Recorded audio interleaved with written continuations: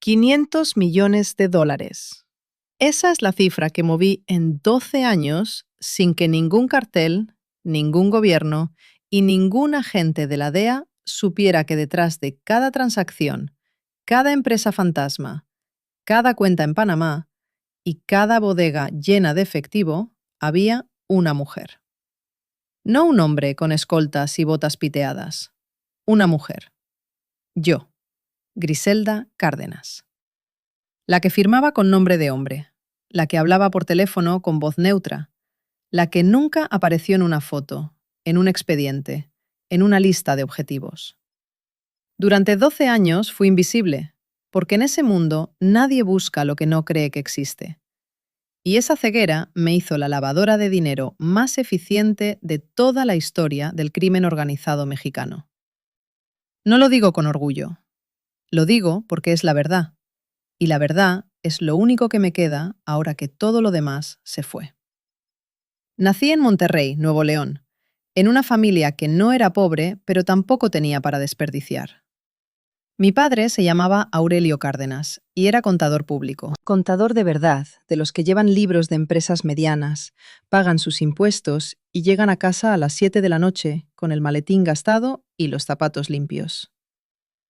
Mi madre se llamaba Consuelo y daba clases de matemáticas en una secundaria pública. Los dos vivían con la dignidad discreta de quien trabaja honestamente y sabe exactamente hasta dónde alcanza el dinero. Yo crecí entendiendo los números antes que las letras. A los 8 años ya le ayudaba a mi padre a cuadrar columnas en sus hojas de cálculo.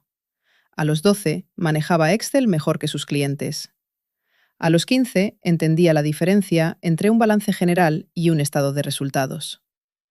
Mi padre decía que yo tenía un cerebro de matemático y el instinto de un abogado. No sabía lo profético que era ese comentario. Estudié contaduría en el Tecnológico de Monterrey. Fui buena estudiante, no brillante de las que llaman la atención, sino del tipo que saca 9.8 sin que nadie lo note demasiado. Aprendí a ser funcional sin ser visible. En la universidad conocí a Roberto Salinas, que sería mi primer jefe real después de graduarme.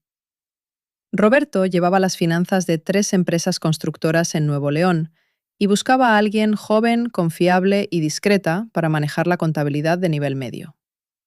Me contrató a los 23 años. Trabajé con él 4 años. Aprendí más en esos 4 años que en toda la carrera. Cómo se mueve el dinero real, cómo se justifican gastos que no existen, cómo una empresa constructora puede inflar contratos de obra pública sin que ningún auditor lo detecte. Roberto no era narco. Era simplemente corrupto de la manera elegante y tranquila en que lo son muchos empresarios mexicanos. El tipo de corrupción que usa traje y saluda al gobernador en eventos de Cámara de Comercio. Cuando cumplí 27 años, Roberto me presentó a un hombre en una cena de negocios. El hombre se llamaba Ingeniero Fuentes. Nunca supe su nombre real. Alto, 50 y tantos años, con la apariencia de un ejecutivo bancario de los caros. Traje oscuro, reloj suizo, modales de quien ha viajado mucho y aprendido a comportarse en cualquier contexto.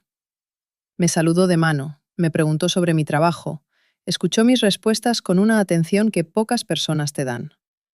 Al final de la cena, mientras Roberto hablaba con otros, el ingeniero Fuentes me dijo algo que entonces sonó como un elogio profesional y que con el tiempo entendí como una oferta de compra. Usted tiene un talento muy particular, señorita Cárdenas. El talento de hacer que los números cuenten la historia que uno necesita que cuenten. Eso vale más de lo que cualquier empresa normal puede pagarle. Le di las gracias. Le dije que estaba contenta donde estaba. Él asintió, dejó su tarjeta sobre la mesa y se fue. La tarjeta solo tenía un número de teléfono. Sin nombre, sin empresa, sin título. La guardé en mi cartera y la olvidé durante 6 meses. La llamé una noche de martes, a las 11, desde el estacionamiento de la oficina donde acababa de terminar de trabajar 14 horas seguidas por un sueldo que no cubría lo que mi trabajo realmente valía. Roberto había vendido una de las constructoras sin avisarme, sin bonificación, sin reconocimiento. Me enteré por el periódico.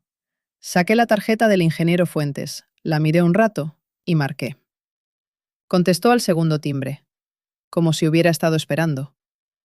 Le dije que quería saber más sobre lo que me había propuesto. Hubo un segundo de silencio y después dijo, con la misma calma de siempre: sabía que llamaría. Desayunamos mañana. En ese desayuno me explicó todo sin rodeos, que también fue algo que me impactó. No hubo metáforas, no hubo eufemismos excesivos. Me dijo que representaba intereses de grupos empresariales que manejaban grandes volúmenes de efectivo de origen irregular y que necesitaban estructuras financieras sólidas para integrar ese dinero al sistema legal de forma limpia, segura y sin rastros detectables.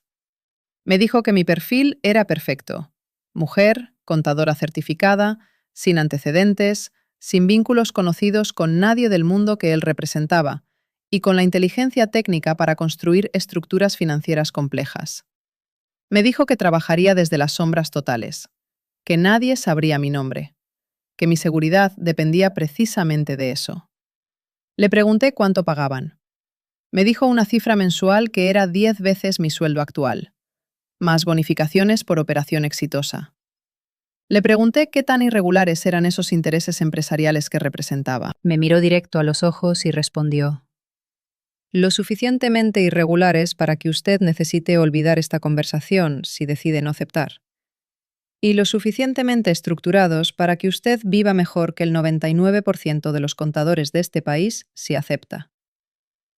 No hubo amenaza explícita en sus palabras, pero el mensaje era completo. Pedí 48 horas para pensarlo.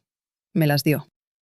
Pasé esas 48 horas haciendo lo que siempre hago cuando tengo que tomar una decisión importante: analizar. Hice listas, sopesé riesgos, proyecté escenarios. Y al final llegué a una conclusión que ahora, desde el otro lado de todo lo que vino después, me parece de una ingenuidad brutal. Calculé que el riesgo era manejable si controlaba la información, que mi invisibilidad era mi mayor activo, y que si en algún momento la situación se volvía insostenible, podría simplemente desaparecer con suficiente dinero para empezar en otro lugar. Esa es la lógica de los que entran al negocio creyendo que tienen el control. Ninguno lo tiene. Pero todos lo creemos al principio. Llamé al ingeniero Fuentes al segundo día, a la misma hora de la noche, desde el mismo estacionamiento. Acepté. Me dijo que me llamaría en una semana con las instrucciones del primer encargo. Colgué. Guardé el teléfono. El estacionamiento olía a aceite quemado y a lluvia reciente. Yo me quedé un momento quieta, mirando las líneas amarillas del pavimento, y sentí algo que no era exactamente miedo ni exactamente emoción. Era la sensación de haber cerrado una puerta detrás de mí sin haber visto bien qué había del otro lado. Eso fue en marzo. Para diciembre de ese mismo año ya había construido 16 empresas fantasma en 4 estados.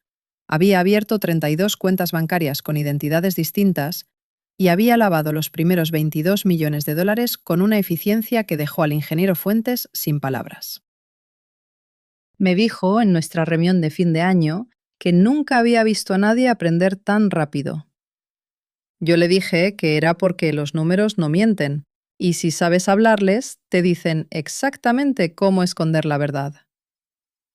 Esa fue la última vez que sentí algo parecido al orgullo profesional limpio, porque lo que vino después fue otra cosa completamente distinta.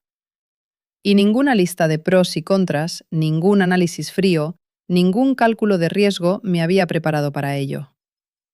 El primer $1.000.000 en efectivo que vi en persona no estaba en una maleta elegante como en las películas.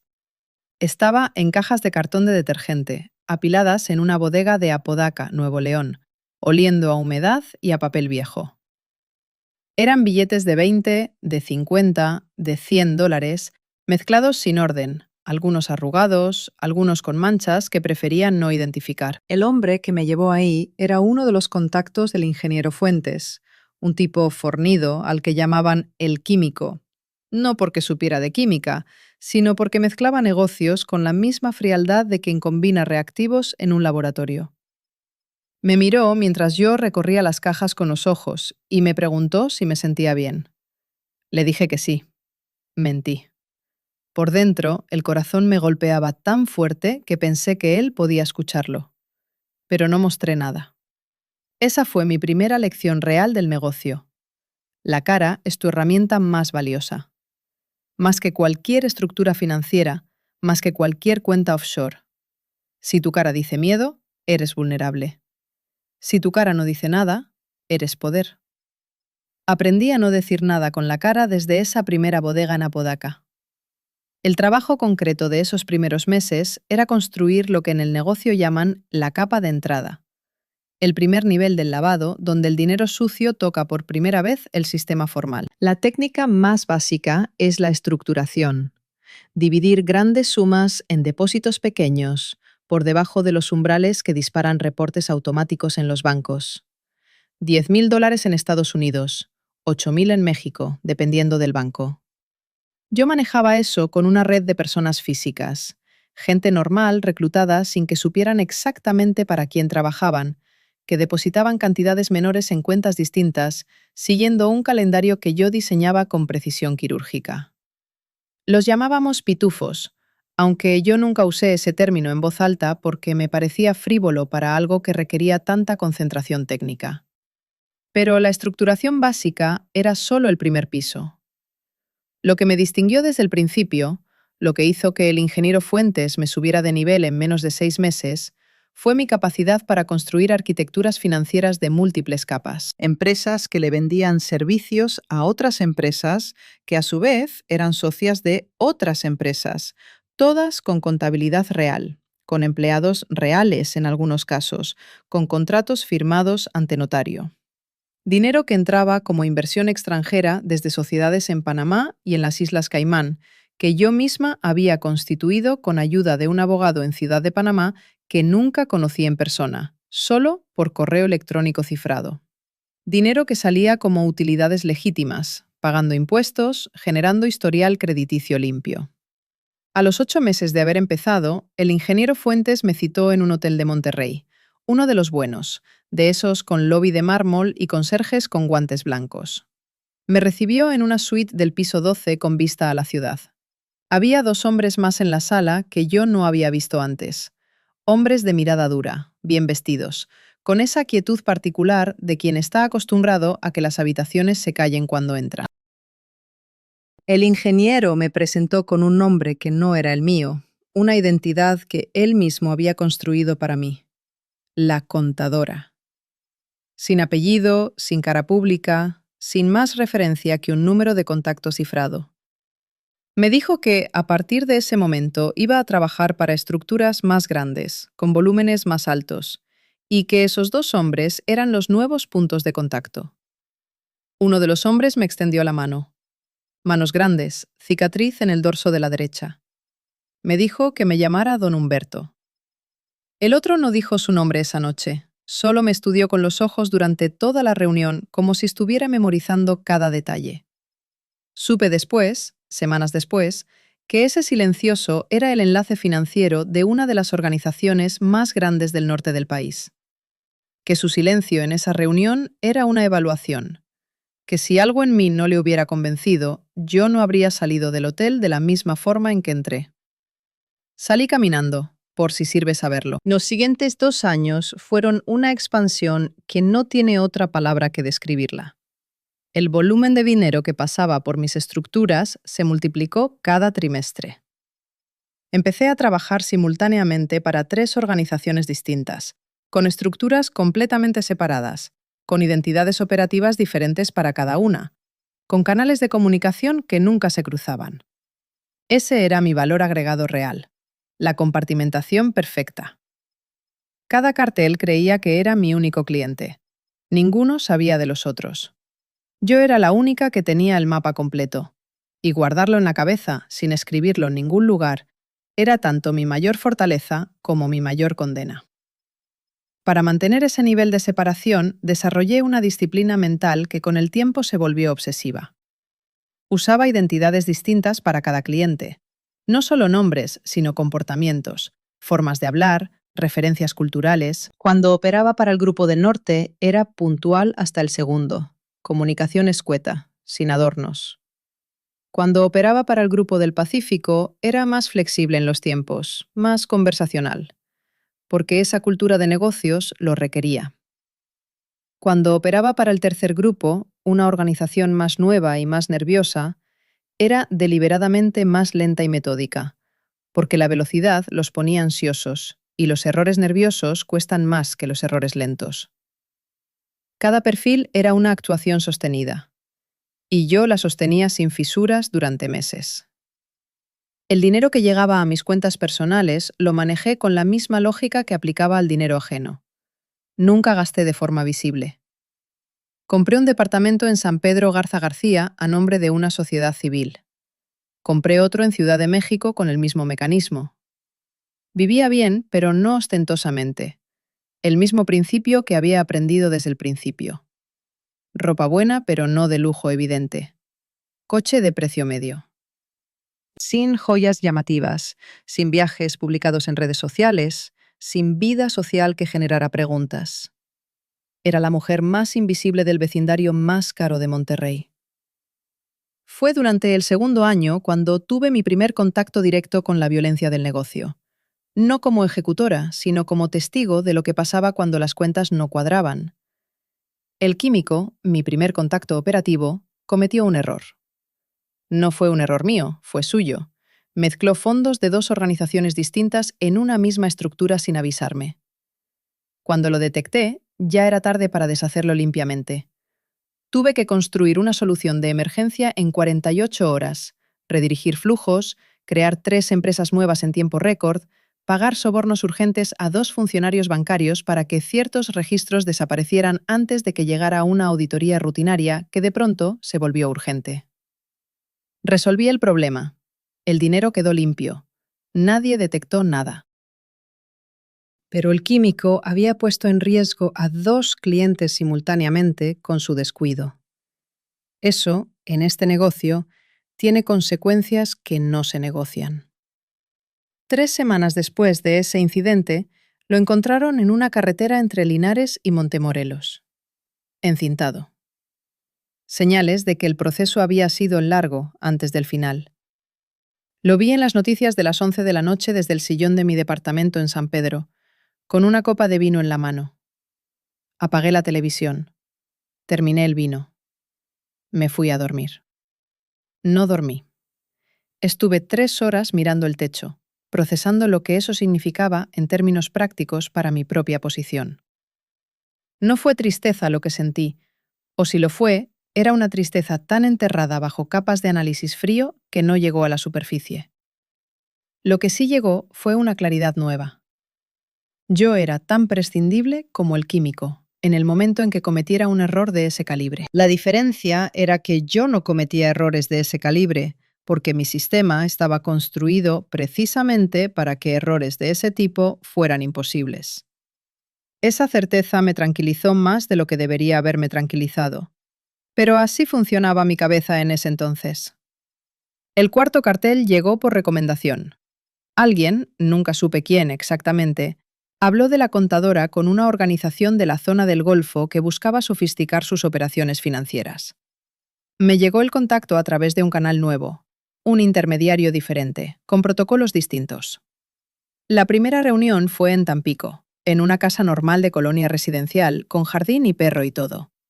Adentro había 3 hombres y una mujer. La mujer me miró con una expresión que mezcla sorpresa y reconocimiento que he visto pocas veces. Era como mirarse en un espejo inesperado. Ella también era financiera, aunque de un nivel más básico. Creo que esperaban a alguien mayor, a alguien con presencia más imponente. Lo que encontraron fue a una mujer de 32 años, delgada, con gafas de armazón discreta y una carpeta de propuesta financiera bajo el brazo. Uno de los hombres me preguntó, sin disimular la duda, si yo era realmente la contadora o si era la asistente de la contadora.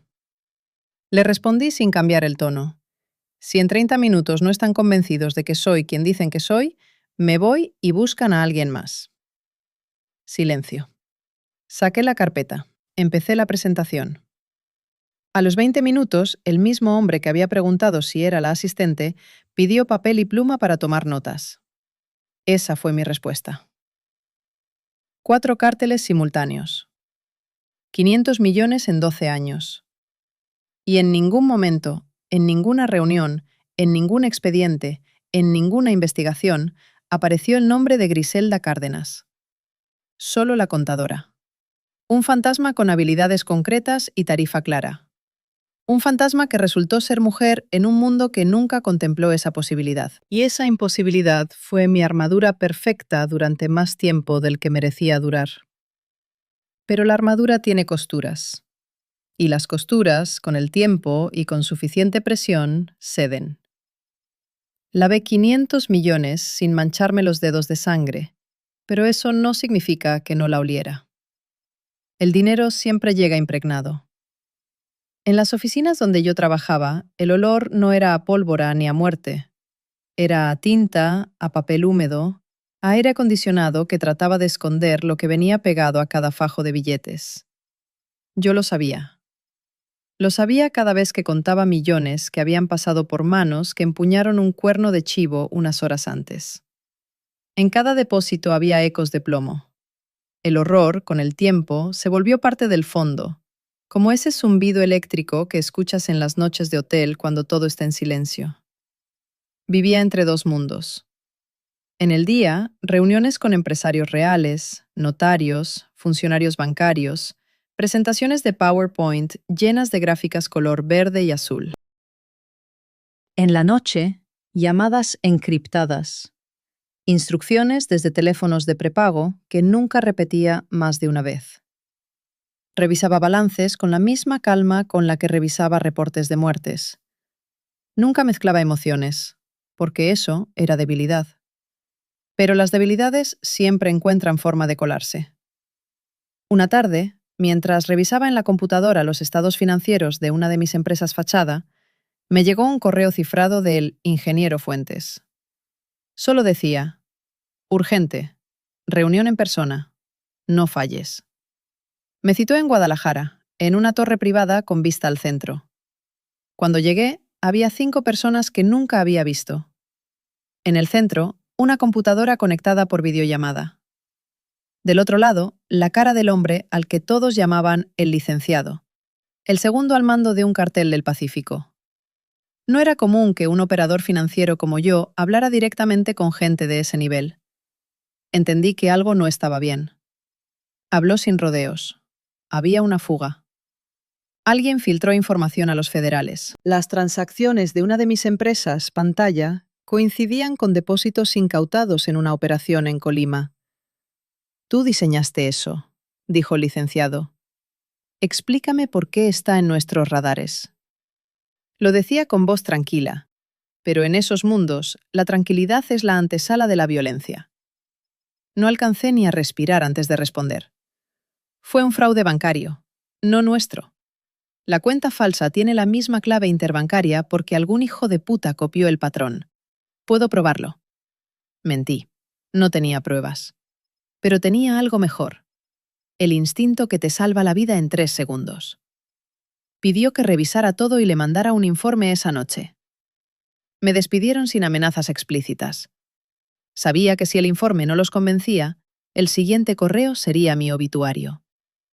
Volé de regreso a Monterrey y trabajé 36 horas seguidas sin dormir. Crucé datos, inventé narrativas, fabriqué capturas de pantalla, modifiqué transacciones pasadas, construí un culpable. Una empresa colombiana, desaparecida hace años, servía perfecto como chivo expiatorio. Les entregué el informe. Silencio 3 días. Al cuarto, recibí un mensaje. Problema resuelto. Buen trabajo, contadora. Me temblaron las manos por primera vez en mucho tiempo. No de miedo, sino de agotamiento puro. A partir de ese momento, supe que estaba metida más profundamente de lo que imaginaba. Ya no era invisible. Ya tenía nombre en conversaciones donde solo entraban los pesos pesados. Empezaron a pedirme favores que cruzaban la línea del lavado. Mover dinero para pagar sicarios, financiar campañas, cubrir sobornos a militares en activo. Cada peso pasaba por mis cuentas con precisión milimétrica, y al mismo tiempo, cada peso era un recordatorio de que el abismo tenía mi firma. Las fiestas eran el disfraz de siempre. Políticos, empresarios, artistas. Recuerdo una especialmente en la Ciudad de México, en un penthouse sobre Reforma con vista al Ángel. Champán, modelos, música en vivo. Yo estaba ahí con la orden de saludar a un subsecretario de Hacienda, darle la mano y sonreír. Sabía que su campaña había sido pagada con el dinero que yo había blanqueado meses antes. Me acercó una copa, me miró a los ojos y dijo: «Dicen que usted es la mejor contadora del país». Sonreí. «Dicen muchas cosas», respondí. Y por dentro pensé: «No dicen lo que debería importarles, que soy la madrina que sostiene todos sus cimientos podridos». Empecé a viajar más, a Panamá, a Bogotá, a Madrid. En cada país tenía alias y cuentas. Hoteles de lujo donde nadie preguntaba, cuentas numeradas en bancos que cerraban la puerta para hablar conmigo a solas.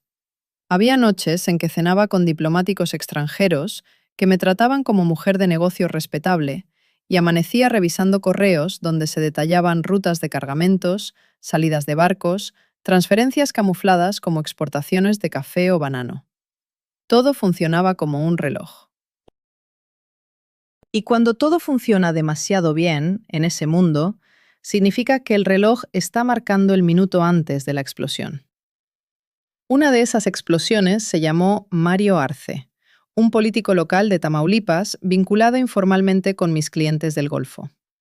Moví 100 millones en obras fantasma para su campaña. Me pidió ayuda extra. Desaparecer los rastros de una compra ilegal de terrenos. Lo hice. Pero el idiota se hizo una foto con los papeles en la mano y la subió a redes. 3 semanas después, los federales derribaron su casa y lo encontraron muerto por suicidio. Su nombre apareció en todos los noticiarios. Mis empresas, invisibles.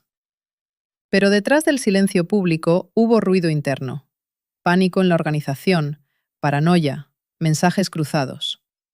El ingeniero Fuentes desapareció poco después. Nadie dijo nada, pero lo supe. Un día su número dejó de existir. Una semana después, llegaban correos con nuevas instrucciones, firmados por otra persona. Sin nombre. Solo el cargo. Coordinador. Nunca ingeniero. Nunca supe qué hicieron con él. En el negocio, la ausencia es equivalente a una tumba sin cementerio. Fue en esa etapa que mi apodo cambió. Ya no era la contadora. Entre los enlaces empezaron a decirme la madrina. Al principio me reí. Les pregunté el motivo. «Porque de ti depende todo», dijo uno de ellos. «Si tú caes, caemos todos». No era un cumplido. Era una sentencia. Empecé a escuchar historias de desaparecidos en su círculo íntimo. Auditores, abogados, incluso un par de mis asistentes que creí inocentes. Uno desapareció tras abrir un correo equivocado. El otro dejó de contestar y su departamento apareció vacío, como si nunca hubiera existido. Me hacían auditorías internas, silenciosas, como si probaran mi lealtad. Una noche, en Bogotá, me citaron 3 hombres en un edificio donde nadie preguntó quién era quién. Al llegar, me hicieron sentar frente a un portátil y me pidieron mis contraseñas personales, por protocolo. Me negué. El jefe del grupo me miró fijo y dijo que no insistiría, pero que esperara consecuencias. Esa misma noche, mi cuenta de correo principal desapareció. Datos, claves, respaldos, todo. 0 rastros. Era una advertencia. Sabían que sin ese control no podía operar en las sombras como antes. Quedé expuesta. Las fiestas se convirtieron en reuniones donde la risa sonaba obligada. A veces llevaba guantes, no por elegancia, sino para no sentir el contacto de quienes un día podrían matar o ser muertos. El dinero dejó de tener peso emocional. Era material tóxico. Y aunque seguía moviéndolo, empecé a notar grietas en mi propia calma. Un día, mientras esperaba en un banco suizo, miré mi reflejo en el ventanal y no reconocí a la mujer que me devolvía la mirada. Pelo perfecto, maquillaje impecable, traje claro. Pero detrás de los ojos, nada. Solo cálculo. Empecé a beber. No whisky de lujo, no cócteles. Tequila barato, directo, quemando la garganta. El alcohol era la única forma de apagar el zumbido constante. Pasaba noches enteras sola, frente a pantallas donde los números bailaban y las transferencias viajaban entre países. A veces imaginaba que cada cero era un cuerpo. Así medía el peso del infierno que sostenía. La corrupción era diaria. Una vez presencié cómo un gobernador local recibió de mi jefe remoto un reloj de 1 millón de pesos como agradecimiento por facilitar permisos. Ese reloj estuvo antes en la caja fuerte de mi oficina. Lo empaqué yo misma. Cuando se lo puso, recuerdo haber pensado en qué exacto punto de la muñeca le tocaría cuando el sicario que lo odiara le disparara años después. No me equivocaría. Ese mismo hombre apareció ejecutado al siguiente sexenio. Así era el ciclo: dinero, poder, cuerpos, silencio. Todo disfrazado de normalidad. La DEA intentaba armar piezas, pero los rompecabezas estaban diseñados por mí. Cada vez que un operativo se acercaba demasiado, cambiaba los patrones. Nadie alcanzaba a ver el conjunto. Me empezaron a llamar fantasma financiero. Una nota en un periódico gringo decía que el operativo detrás del lavado del siglo probablemente ni siquiera existe. Reí. Había leído mi epitafio en vida. Pero hasta los fantasmas se cansan de flotar. Y yo estaba empezando a cansarme. El horror ya no era lo que veía en las noticias, sino lo que sentía adentro. Mirarme al espejo y no encontrar emoción. Responder a cada muerte como si fuera movimiento de ajedrez. El verdadero horror es la costumbre. Y yo ya me había acostumbrado demasiado. Esa costumbre me preparaba, sin saberlo, para el golpe que venía. El punto de quiebre que haría añicos el mito de la madrina y dejaría solo a Griselda, la mujer detrás del fantasma. Todo en este negocio se rompe en silencio. No hay explosiones, no hay tiroteos cinematográficos. Primero llegan los murmullos, luego el miedo, después el vacío. Así empezó mi caída. Un correo sin remitente. Una carpeta compartida que abrí sin pensar y que contenía lo que ninguna contadora querría ver. Mis propios balances internos, mis propias cuentas espejo, mis contraseñas cifradas.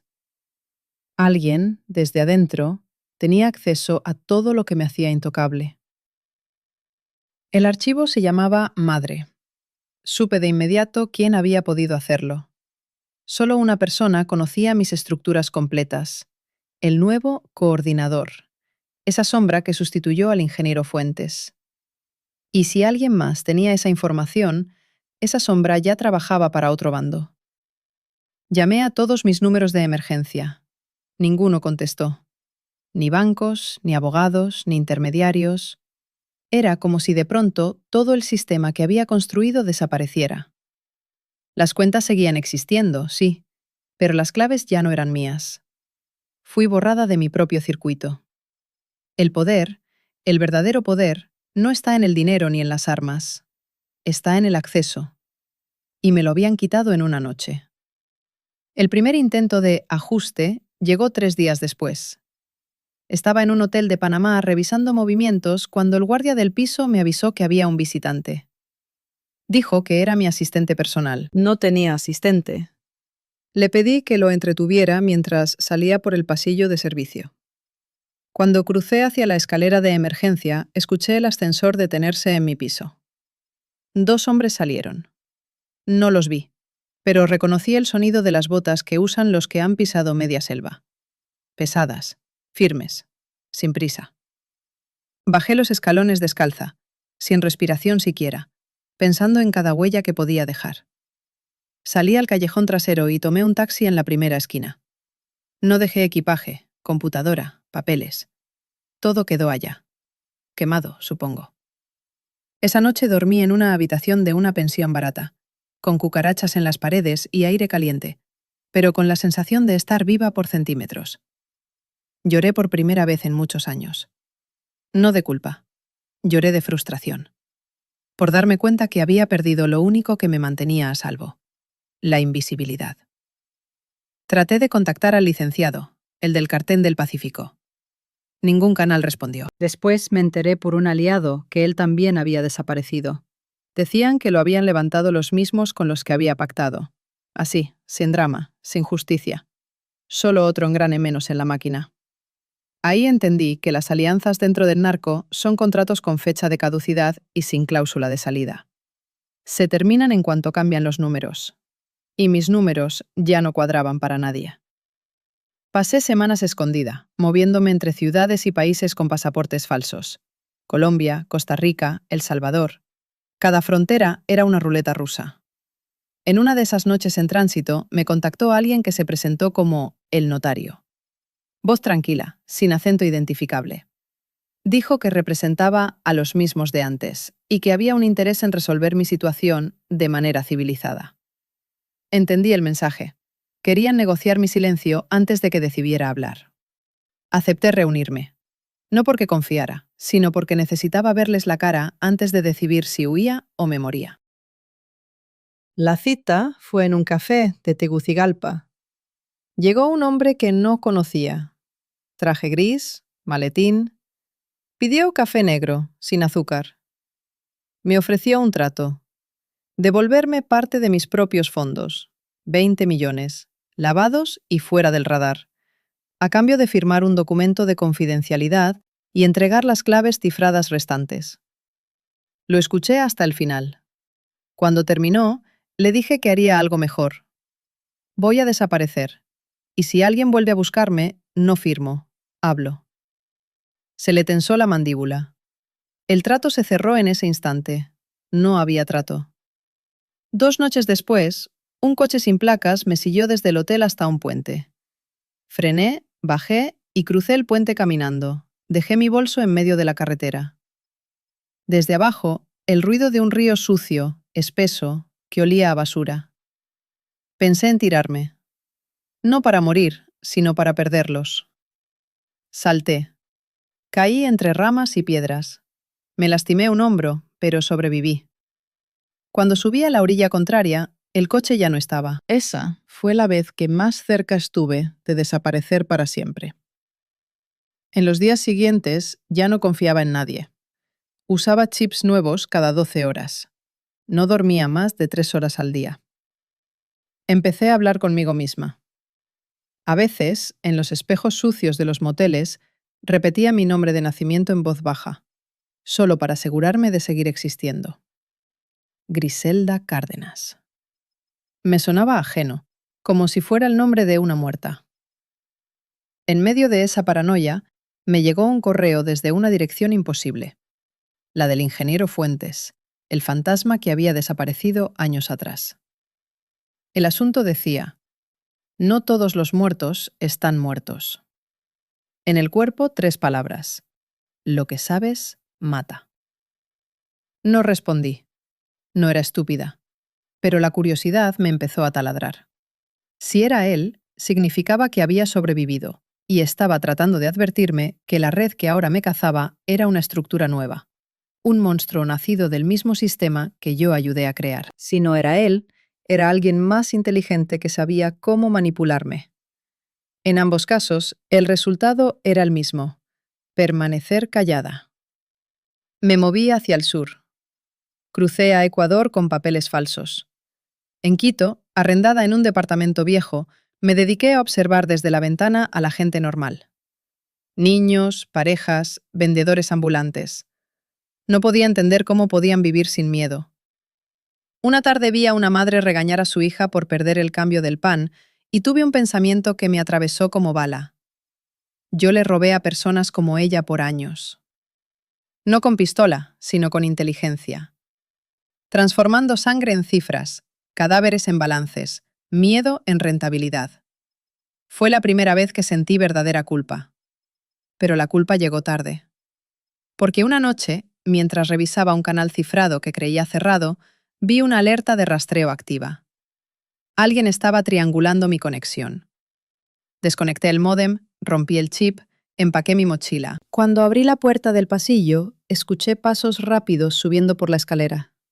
Corrí hacia la salida trasera, bajé al callejón y me metí entre autos estacionados.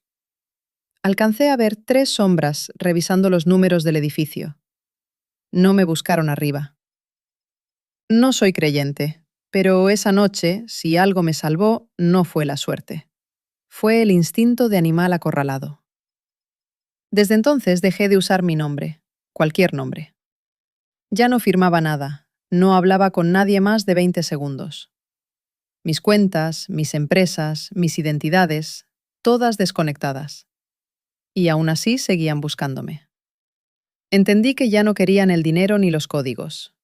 Querían garantizar que desapareciera. Porque aunque mi fortuna hubiera sido quemada, los secretos seguían intactos.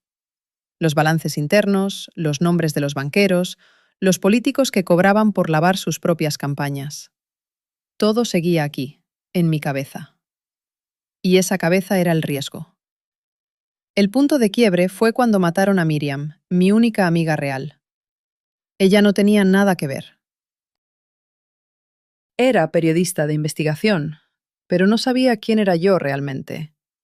Nos conocimos en un vuelo, años atrás, y mantuvimos contacto. Una mañana, su foto apareció en las noticias. Muerta, atropello casual. Nadie creyó en casualidades. Me quedé mirando la pantalla hasta que me sangraron los ojos. Esa muerte fue mi sello de garantía. El mensaje de que ya habían pasado de buscarme a castigar a quien me recordara. A partir de ese instante, decidí que se acababa. Que si no podía vivir libre, tampoco dejaría que el negocio ganara callando. Planifiqué mi última operación: desarmar la red. No con pistola, sino con datos. Tenía respaldos físicos ocultos en lockers de distintos países, copias de algunas rutas falsas y archivos con pruebas de transferencias internacionales. No los entregué. Solo los amenacé. Mandé un mensaje cifrado al correo del notario con una sola frase: si muero, todo se publica. No esperaba respuesta. 2 horas después, recibí una sola palabra: entendido. Desde entonces, nadie volvió a buscarme directamente. Fue el cierre tácito, no la paz, la tregua que precede a la oscuridad permanente. Ellos sabían que yo ya no tenía poder, pero tampoco miedo. Y ese equilibrio les convenía más que matarme. Una mujer muerta no habla, pero un mito en silencio sirve de advertencia. Así me convertí en lo que soy ahora, un fantasma útil. Sin rostro, sin país, sin vida oficial. Y todavía no entiendes, ¿verdad? El punto de quiebre no fue la traición de ellos. Fue darme cuenta de que toda mi genialidad, mi control, mis códigos, sirvieron solo para construir la jaula más perfecta y más invisible imaginable. La mía. La caída que viene después no se mide en metros ni en cadáveres. Se mide en noches sin sueño, en voces que ya no se callan, en fantasmas que repiten balances con tono de rezo. Pero eso te lo contaré en la última parte. Cuando todo se derrumba, no suena como una explosión. Es más sutil. Es un silencio que te ahoga. El mismo silencio que hay en una bóveda vacía después de haberla vaciado tú misma. Así viví mis últimos años en la invisibilidad, rodeada del eco de lo que construí. No tenía nombre, no tenía país, pero seguía oyendo los números en mi cabeza, como si mi cerebro siguiera operando cuentas que ya no existían. Las tablas, los balances, los movimientos interbancarios, un loop infinito. El lavado seguía funcionando porque yo les enseñé a hacerlo solos. Les dejé instrucciones perfectas, y ese fue mi pecado más grande. Nunca me agarraron. No me entregué. No lo hicieron porque ya no valía la pena. Habían aprendido todo lo que necesitaban. Habían replicado mi método. Me convirtieron en una fórmula, en un algoritmo humano. Lo que me hacía valiosa ya estaba en uso sin mí. Así que me desecharon, como se desecha una computadora vieja. Con cuidado, cubriéndola con plástico, tirándola al basurero de la historia clandestina. Ahora vivo en un pueblo que ni siquiera aparece en Google Maps. Montañas, humedad, perros que ladran de noche. Nadie sabe quién soy. Me presento como Nora, costurera. Tengo un taller chiquito, lleno de telas que huelen a polvo y aceite de máquina.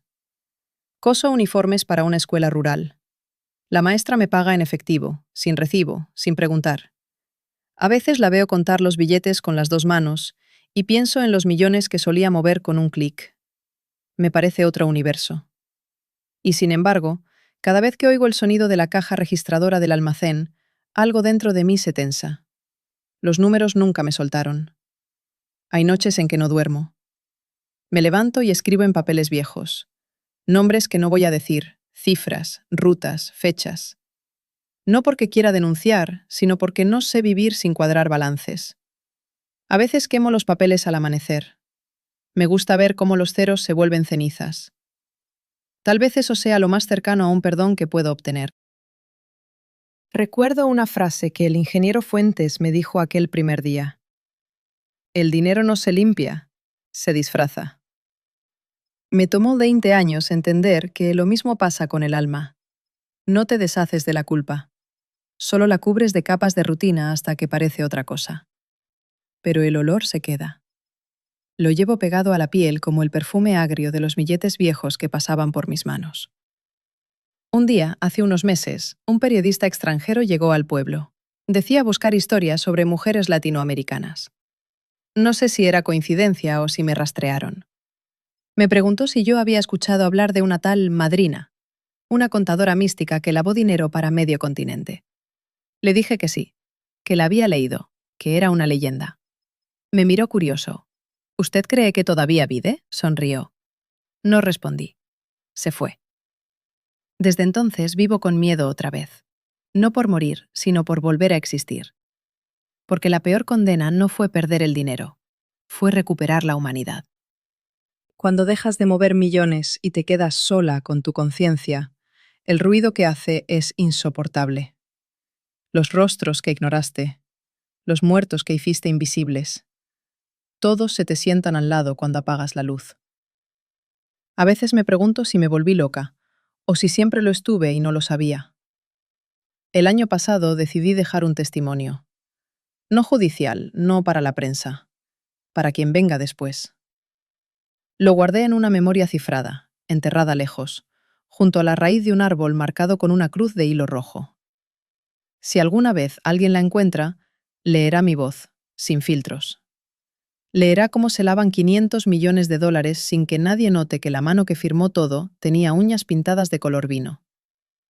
Leerá cómo una mujer invisible sostuvo durante más de una década el sistema financiero paralelo más grande de México, y cómo la derrumbaron sin necesidad de dispararle. Ya no me reconozco en los espejos. Me miro y veo a una señora normal. Pero detrás de la mirada sigue esa parte mía que no muere. Las manos todavía hacen los gestos exactos al contar billetes imaginarios. A veces sueño con las bodegas, con el olor a papel caliente. Me despierto sudando, con los dedos en el aire, como si aún los tocara. Si algo aprendí es que la lealtad, la traición, el amor o el miedo son solo instrumentos. Nada personal dura cuando todo lo que tocas es dinero sucio. Fui útil porque podía convertir el horror en fórmulas contables. El día que dejé de hacerlo, dejé de ser necesaria. Así de simple. Esta es mi confesión, no para pedir perdón, sino para dejar constancia. Para que, si alguien me escucha, sepa que no hay inteligencia que te salve cuando el alma se vuelve parte del sistema. Yo creía que el control me protegía, pero el control era la jaula, y las barras estaban hechas de oro limpio. Hoy, cuando cierro la tienda y oigo el silencio de la noche, a veces escucho el clic invisible de una computadora que ya no existe. Es mi cabeza recreando el sonido de las operaciones. Ese clic es mi castigo, mi cadena perpetua, y seguiré escuchándolo hasta que el corazón decida que ya fue suficiente. Si llegaste hasta aquí pensando que esta historia tiene redención, estás equivocado. Nadie sale limpio. Ni yo, ni ellos. Ni los gobiernos que se llenaron con nuestra basura. La única diferencia entre ellos y yo es que yo tuve el valor de admitir que el dinero no lava nada. Solo te deja brillar antes de pudrirte. Y cuando eso pasa, ya no hay cuentas por cerrar. Solo silencio. Y una mujer cosiendo uniformes en algún lugar del sur, que de vez en cuando, sin que nadie la vea, Se ríe sola y susurra dos palabras que resumen toda su vida. Fui la madrina.